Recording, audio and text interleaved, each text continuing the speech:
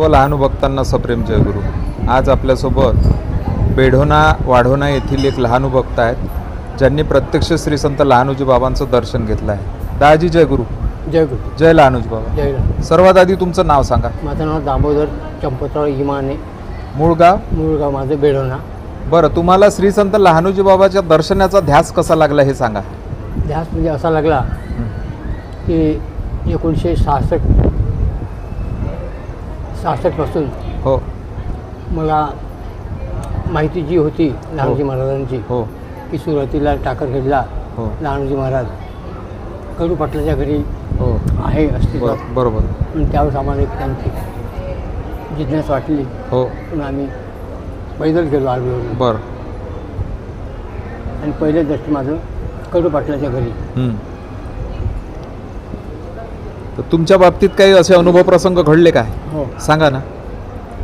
ज्यावेळेस मी तिथं जायचं हो त्यावेळेस लहानोजी महाराज प्रत्यक्ष त्या भिंतीकडे तोंड करून हो बसायचे हो आणि आपण त्याच्या पाठीमागे बसायचो। हो मागण्यासारखं म्हणजे आम्हाला एक त्यांच्याबद्दल एक आस्था निर्माण झाली होती हो महाराजाबद्दल। हो बोलण्याचं कारणच नव्हतं, हो आपल्या मनातल्या इच्छा ते व्यक्त करत असतात।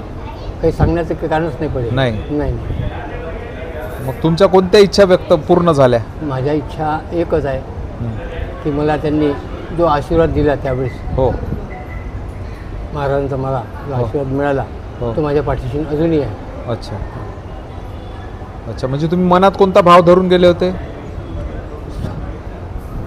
संतांच्या बद्दल माझ्या मनातमध्ये इतकं प्रेम होतं की लहानपणापासून मला जो ऐकून जे संस्कार मिळाले हो आणि ते एक माझ्याजवळ एक जमेची बाजू होती। मला मागण्यासारखं काहीच नव्हतं, परंतु त्यांच्याबद्दल मला एक आदर भावना एक निर्माण झाली। हो असं म्हणजे त्यांचा एक प्रकारचा आशीर्वाद तुमच्या संपूर्ण जीवनात आहे। आशीर्वाद आहे। असं किती वेळा दर्शन झालं तुमचं जवळपास बाबाजीचं? हे तर बरेचदा झालं। हो काय? जवळजवळ ज्या दिवशी त्यांची समाधी होती त्या दिवशी हो आम्ही हो आर्मीवरून पैदल गेलो। बरं। पाऊस रिमझिम येत होता हो आणि त्यांच्या समाधीवर ताडपत्री टाकून ज्यावेळेस समाधी वगैरे घेतात त्यावेळेस प्रत्यक्षात मी हजर होतो। हो असं काय? हो दादा तुमचं नाव सांगा। माझं नाव ज्ञानेश्वर चंपतराव धागरे। कुठले राहतात? बेढोणा आहे। आम्ही बेढोणा सोबत सोबतच सोबत तुम्ही सुद्धा बाबांना हो पाहा? हो, आमची जोडीच राहायची पूर्वीपासून। नरेश बोलला माहीत आहे तुम्हाला काही घडलेले प्रसंग सांगा। मला, माझ्या वडिलाच्या बाबतीत घडलेला मला एक सांगा ना, प्रसंग माहीत सांगा, आहे। त्यांचं पोट दुखत होतं, बरं इतकं जोरानं पोट दुखायचं, कधी 8-15 दिवसानं बरेचसे दवाखान्याचे उपचार केले, ते आराम काही पडत नव्हता। बरं माझे वडील त्रासले, मला म्हणे बाबू आपण बाबापाशी जाऊ म्हणे टाकरखेडला हो. बाबापाशी, हो आणि तिथं बसल तर बसून जाईन म्हणे, जाऊ म्हणे, चला बा। मी त्यांना घेऊन आम्ही दोघंही एकामेकासोबत टाकरखेडला आलो। बाबाचं तोंड तिकडे दुसरीकडे होतं आणि पाठ आमच्याकडे होती। हो. आमचे वडील दर्शन केल्याबरोबर त्यांना सांगायला लागले, हो अरे म्हणे खाशील म्हणे काही हो असे बोलले। त्यामुळे तुमचा अंगारा खाऊन घे म्हणे, काही खाऊ नको म्हणे, हो असं माझ्या समोर बोलले ते। आणि त्यांनी अंगारा घेतला, तिथला अंगारा खाल्ला। त्या दिवसापासून दवाखान्यात जाणं पण पोट दुखणे पण।